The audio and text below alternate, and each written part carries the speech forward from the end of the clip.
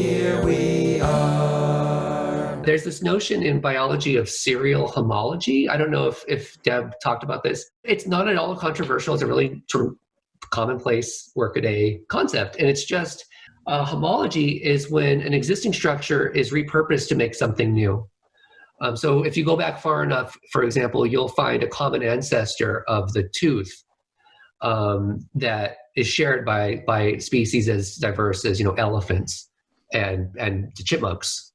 And in some species, as the needs of their ecological or environmental niche, change, the one structure turns into the other. It's just one of a way that evolution sort of proceeds.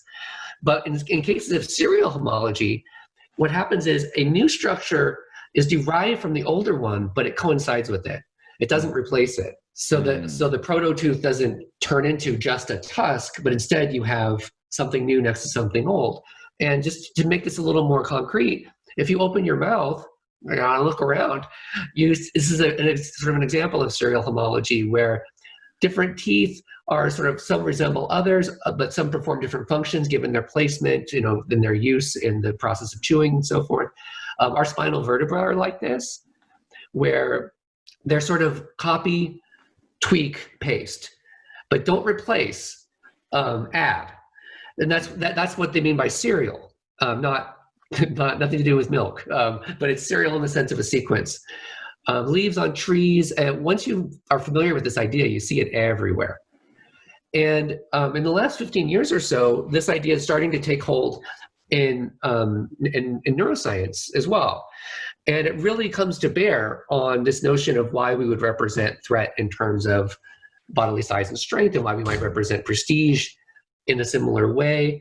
Just to toss out a few quick examples, there's this really interesting research at UCLA that Carolyn Parkinson and her colleagues have done, showing that social distance in the brain, so we're not talking about how close they are in the room, we're talking about how close they are in your social life.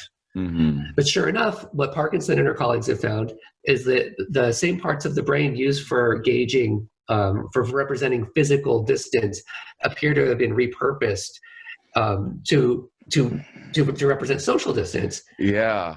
And there's other stories to be told about.